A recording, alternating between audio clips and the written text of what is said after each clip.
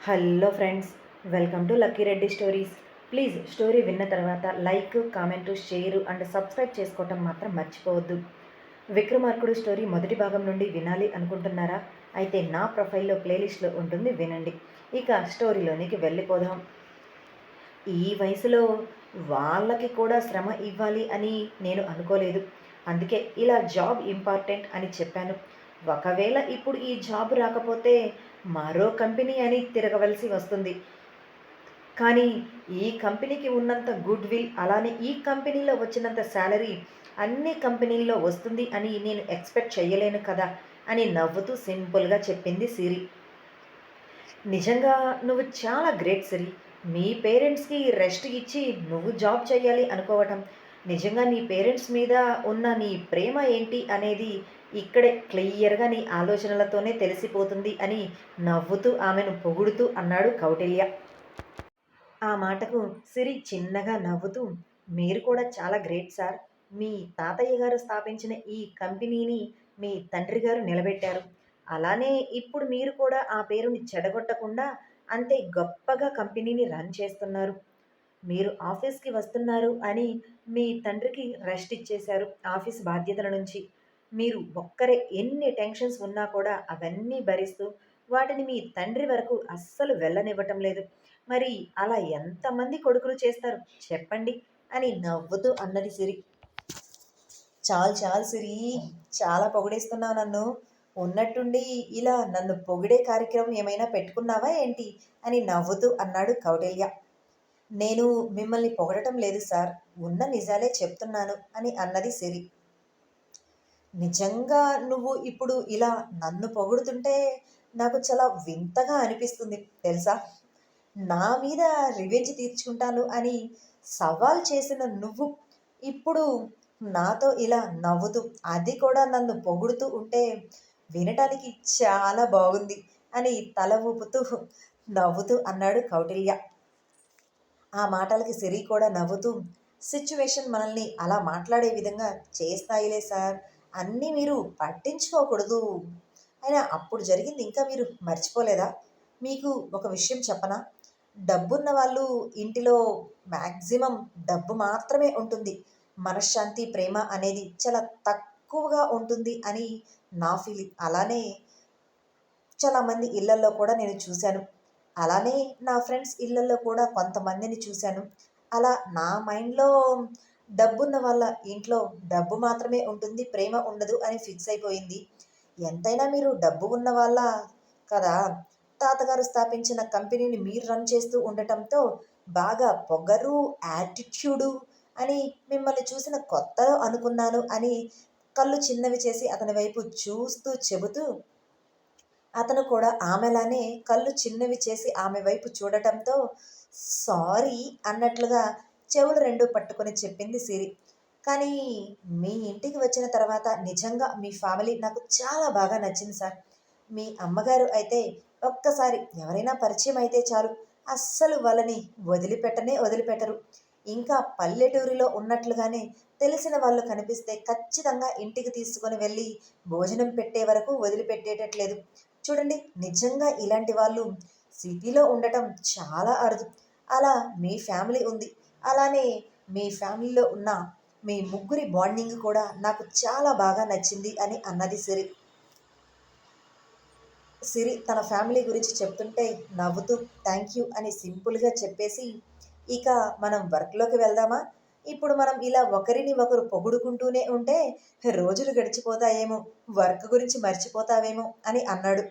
దానికి సిరి కూడా నవ్వుతూ కౌటిల్య చెప్తున్న వర్క్ చేయటంలో బిజీ అయ్యింది. ఆఫ్టర్నూన్ లంచ్ టైంలో కౌటిల్యకు ఫోన్ రావటంతో మాట్లాడి కట్ చేసి, సిరి, ఈరోజు మనం ఆ వెంచర్ దగ్గరకు వెళ్ళాలి. అక్కడ వర్క్ కూడా బాగా ఫాస్ట్గానే జరుగుతుంది. ఒకసారి మనం వెళ్ళి అక్కడ వర్క్ పర్ఫెక్ట్గా జరుగుతుందా లేదా అనేది ఇన్స్పెక్షన్ చేసి వస్తే బాగుంటుందేమో అని అన్నాడు. ఓకే సార్ అంటూ లంచ్ చేయడానికి సిరి బయటకు వెళ్తుంటే కౌటిల్య ఆమెను ఆపి, ఎక్కడికి వెళ్తున్నావు అని అడిగాడు.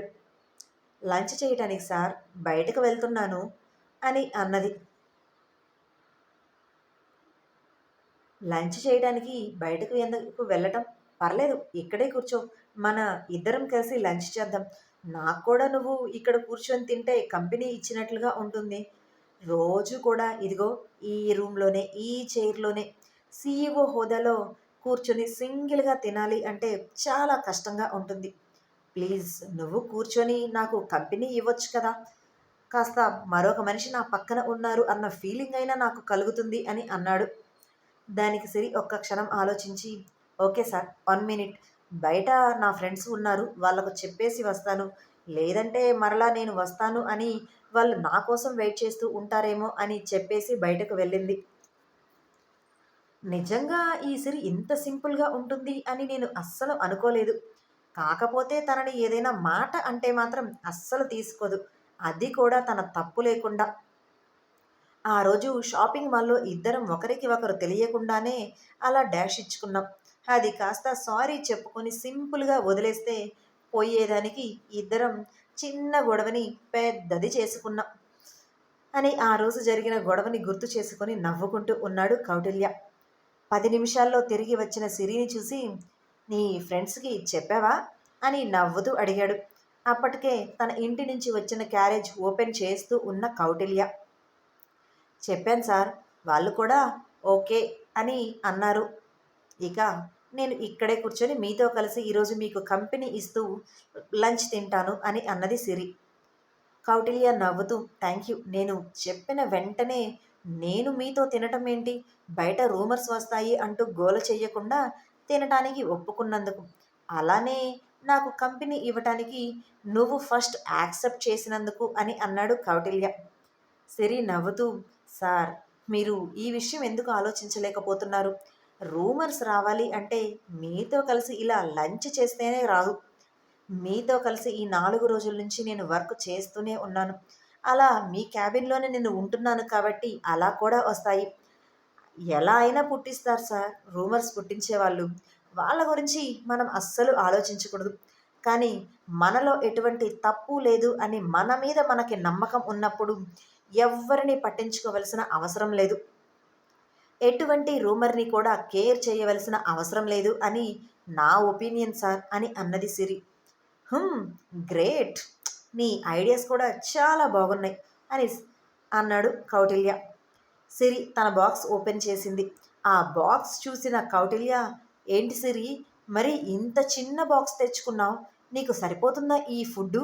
అని డౌట్‌గా అడిగాడు. సరిపోతుంది సార్. సరిపోకపోతే సరిపెట్టుకుంటాను. పెళ్లి కాని ఆడపిల్లలం ఇలానే కొంచెమే తినాలి సార్. ఒకవేళ ఎక్కువగా తిని ఇలా బోండంలా లావైపోయానే అనుకో అంటూ 2 చేతులు పక్కకు చాపి చూపిస్తూ, అప్పుడు కష్టమైపోతుంది సార్. మమ్మల్ని పెళ్లి చేసుకోవడానికి ఎవ్వరూ కూడా ముందుకు రారు. కాబట్టి ఇలా కొంచెమే తినాలి అని అల్లరిగా నవ్వుతూ అన్నది. ఆ మాటకు కౌటిల్య ఇంకాస్త గట్టిగా నవ్వుతూ, నువ్వు భలే మాట్లాడతావు సిరి. లావుగా ఉన్నంత మాత్రాన పెళ్లి చేసుకోకుండా ఉంటారా ఏంటి? ఎలా ఉన్నా అమ్మాయి నచ్చితే పెళ్లి చేసుకుంటారు కదా! నువ్వు నీ పిచ్చి ఆలోచనలు అని అన్నాడు కౌటిల్య. అయ్యో సార్ అదేంటి అలా మాట్లాడతారు? అసలు అమ్మాయి షేప్‌ని బట్టి కూడా క్యారెక్టర్‌ని వాళ్ళే డిజైన్ చేసేస్తారు తెలుసా? అసలు ఆ అమ్మాయి ఎలాంటిది అయినా వాళ్ళకి సంబంధం లేదు. ఆ అమ్మాయి షేప్ కరెక్ట్‌గా ఉండాలి అనుకుంటారు. అటువంటి సమాజంలో మనం బ్రతుకుతున్నాం సార్. అందుకే అమ్మాయిలు ఇలా జీరో సైజ్ మెయింటైన్ చేయాలి అని తెగ కష్టపడిపోతూ ఉంటారు అని చెప్పింది సిరి. కౌటిల్య నువ్వు జీరో సైజ్ ఉన్నావా అన్నట్లుగా ఆమెను చూశాడు. ఏంటి సార్ అలా చూస్తున్నారు? నేను జీరో సైజ్ లేను. కాస్త బొద్దుగా ఉన్నాను అని చూస్తున్నారు. అంతే కదా! అంటే నాకు జీరో సైజ్ మెయింటైన్ చేయటం కష్టం. అందుకే ఇలా పద్ధతిగా సింపుల్‌గా ఉన్న అమ్మాయిలా ఉండటానికి ట్రై చేస్తున్నాను అని వెకిలిగా నవ్వుతూ అన్నది సిరి. ఆమె చెప్పిన విధానానికి, ఇచ్చిన రియాక్షన్స్‌కి కౌటిల్యకు బాగా నవ్వొచ్చి గట్టిగా నవ్వాడు. కాసేపటికి ఇద్దరూ కూడా అలా కబుర్లు చెప్పుకుంటూనే ఒకరి ఫుడ్ ఒకరు షేర్ చేసుకుంటూ లంచ్ తినటం కంప్లీట్ చేసేశారు. నిజంగా సార్ మీ అమ్మగారు ఫుడ్ మాత్రం చాలా అంటే చాలా బాగా చేస్తారు తెలుసా? ఆ ఫుడ్‌కి టెంప్ట్ అయిపోయి వద్దు అనకుండా తినేయొచ్చు. ఆ విధంగా చేస్తారు నిజంగా. ఇలా వంటలు చేయటం కూడా అద్భుతం అని అంటుంది. అలా అయితే నీకోసం రోజు స్పెషల్‌గా అమ్మని లంచ్ పంపియమని చెప్తానులే. అప్పుడు రోజు నీకు ఇష్టమైన ఫుడ్ తినొచ్చు అని అన్నాడు కౌటిల్య. అలా ఏమీ అవసరం లేదులే సార్ అని అంటూనే, సార్ ఇందాకలా మీతో చెప్పాలి అని చెప్పటం మర్చిపోయాను. మన ఆఫీస్‌లో మీ గురించి అందరూ కూడా గుడ్ ఒపీనియన్ ఉంది. ప్రతి ఒక్కరూ కూడా మిమ్మల్ని చాలా మంచిగా అనుకుంటున్నారు. దానిని మనం ఇంకాస్త పెంచేందుకు మీరు ఒంటరిగా ఇలా సింగిల్‌గా లంచ్ చేయకుండా అందరితో కలిసి క్యాంటీన్‌కి వచ్చి లంచ్ చేయండి. అప్పుడు మీకు ఇలా ఒంటరిగా తింటున్నాను అన్న ఫీలింగ్ అస్సలు ఉండదు. అలానే సీఈఓ గారు చాలా గ్రేట్. మనందరితో కలిసి నార్మల్ ఎంప్లాయీలా ఇక్కడ క్యాంటీన్‌కి వచ్చి తింటున్నారు అని మన ఎంప్లాయీస్ అందరూ కూడా మిమ్మల్ని గొప్పగా ఫీల్ అవుతూ ఇంకాస్త హై లెవెల్‌లో మిమ్మల్ని ఉంచుతారు అంటూ చేతిని పైకి పెట్టి చూపించి, మీతో కంపెనీలో ఉన్న ప్రాబ్లమ్స్ గురించి జోవియల్‌గా చెప్పే ఛాన్సెస్ కూడా ఎక్కువుంటాయి. అప్పుడు మీకే ప్రాఫిట్ ఎక్కువ. అప్పుడు మీకు కంపెనీలో ఉన్న చిన్న ప్రాబ్లమ్ నుండి పెద్ద ప్రాబ్లమ్ వరకు అన్నీ కూడా ఈజీగా మీరు కష్టపడిపోకుండానే తెలుస్తాయి అని చెప్పింది. ఆ మాటలు అన్నీ వింటున్న కౌటిల్య, "నువ్వు చెప్పింది అంతా బాగానే ఉంది. కానీ మన కంపెనీలో కొత్తగా ప్రాబ్లమ్స్ ఏమీ లేవు కదా?" అని అడిగాడు కౌటిల్య. అయ్యో సార్! ప్రాబ్లమ్స్ లేవు అని మీరు అనుకుంటున్నారు. కానీ చిన్న చిన్న ప్రాబ్లమ్స్ ఎంప్లాయీస్ అందరికీ కూడా పెద్ద తలనొప్పై కూర్చుంటాయి అని మీకు తెలుసా? అంటే మీరు సీఈఓ కదా! మీరు మీ రూమ్‌లోనే ఉంటారు. మీకు కావాల్సినవి అన్నీ కూడా మీ రూమ్‌లోనికి మీ కాళ్ళ దగ్గరకు వచ్చేస్తాయి. కాబట్టి మీకు పెద్దగా వాటి గురించి తెలియదు. కానీ ఎంప్లాయీస్‌కి అలా కాదు కదా! ఏదైనా కావాలి అన్నా కూడా ఎంప్లాయీస్ వెళ్ళి చూసుకోవాలి. ఎంప్లాయీస్ అందరూ ఆరోగ్యంగా, హెల్తీగా ఉండి చాలా యాక్టివ్‌గా వర్క్ చేస్తేనే మీ వర్క్ ముందుకు సాగుతుంది సార్. కాస్త ఎంప్లాయీస్‌ని కూడా గుర్తించండి అని నవ్వుతూ అన్నది. అంతేకాకుండా మీకు ఇంకో విషయం చెప్పనా? మీరు ఎంప్లాయీస్‌తో కలిసి ఇలా లంచ్ చేస్తూ మాట్లాడుతుంటే కొత్త కొత్త ఐడియాస్ మన ఎంప్లాయీస్ అందరూ కూడా చెప్తూ ఉంటారు. అప్పుడు కూడా మీకు కొత్త బిజినెస్ ట్రిక్స్ తెలుస్తూ ఉంటాయి. అంటే ఇప్పుడు మీకు కొత్త బిజినెస్ ఐడియాస్ లేవు అని కాదు. ఎవరికి ఐడియా వాళ్ళది కదా! ఏ పుట్టలో ఏ పాము ఉంటుందో ఎవరం చెప్పలేం కదా! అలానే ఎవరి బుర్రలో ఎటువంటి ఐడియాస్ వస్తుంటాయో తెలియదు. అలా మనం ప్రతి ఒక్కరితో మాట్లాడుతూ వాళ్ళ ఐడియాస్‌ని మనం షేర్ చేసుకుంటూ ఉంటే కంపెనీకి చాలా యూజ్ ఉంటుంది సార్. ఒక్కసారి ఈ ఐడియాని థింక్ చేయండి. నేనేమి మిమ్మల్ని ఫోర్స్ చేయటం లేదు సార్. జస్ట్ నా అభిప్రాయం చెప్పాను. ఇక మీ ఇష్టం. మీరు అలా బయటికి వచ్చి అందరితో కలవాలి అని రూలేమీ లేదు. మీకు ఇష్టముంటే బయటకు రండి. లేదంటే రోజులా ఇదిగో ఇలానే ఉండండి అని అన్నది. సిరి చెప్పింది 2 నిమిషాలు ఆలోచించిన కౌటిల్య, ఓకే. నువ్వు చెప్పింది కూడా బాగుంది. రేపటి నుంచి అలానే చేస్తాను అని నవ్వుతూ అన్నాడు.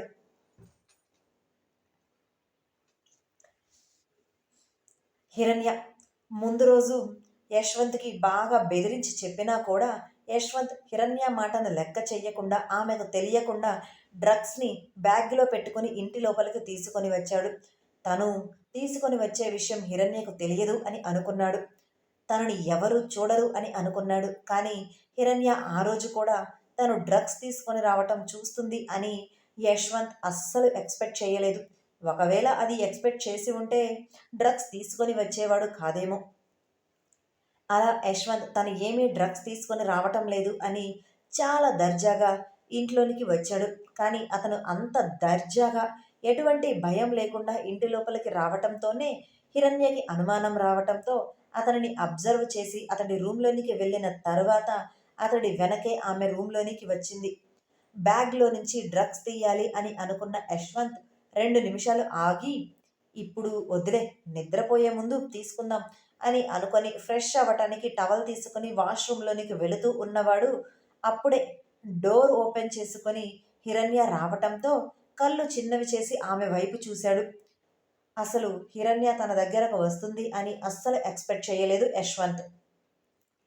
యశ్వంత్ నీ బ్యాగ్ నాకు చూపించు అని డైరెక్ట్‌గా పాయింట్‌లోనికి వచ్చేస్తూ యశ్వంత్‌ని బ్యాగ్ చూపించమని అడిగింది హిరణ్య. నా బ్యాగ్ నీకెందుకు?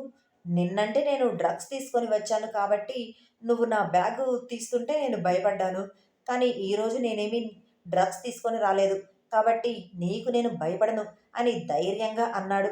అలా మాట్లాడితే ఆమె తన మాటలను నమ్మి తన రూమ్‌లో నుంచి బయటకు వెళ్ళిపోతుంది అని అనుకున్నాడు. కానీ హిరణ్య మరింత అనుమానంగా అతనిని చూస్తూ అతడి మాటలను పట్టించుకోకుండా బ్యాగ్ ఓపెన్ చేసి చూసింది.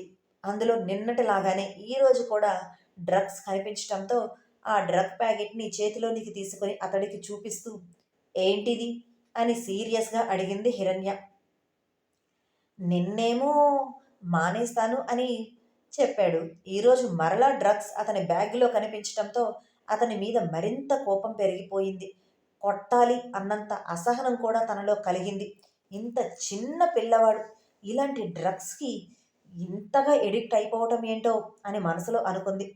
కానీ చిన్న పిల్లవాడిని కొడితే ఇంకా అంత మూర్ఖత్వంతో డ్రగ్స్ మరింతగా ఎడిక్ట్ అయిపోతాడు అని తన మనసుకు అనిపించటంతో ఒక చేతిలో ఆ డ్రగ్స్ ప్యాకెట్ పట్టుకొని మరొక చేతితో తన దగ్గరకు రమ్మని యశ్వంత్‌కి సైగ చేస్తూ పిలిచింది హిరణ్య.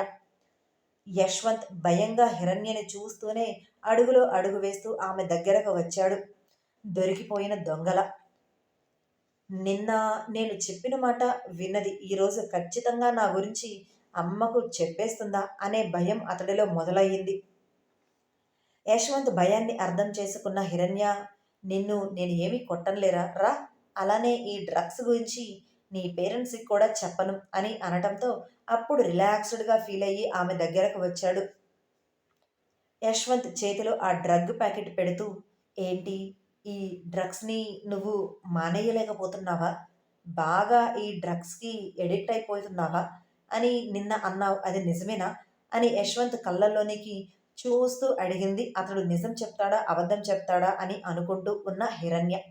ఇప్పుడు యశ్వంత్ ఏం సమాధానం చెప్తాడు? చూద్దాం రేపు.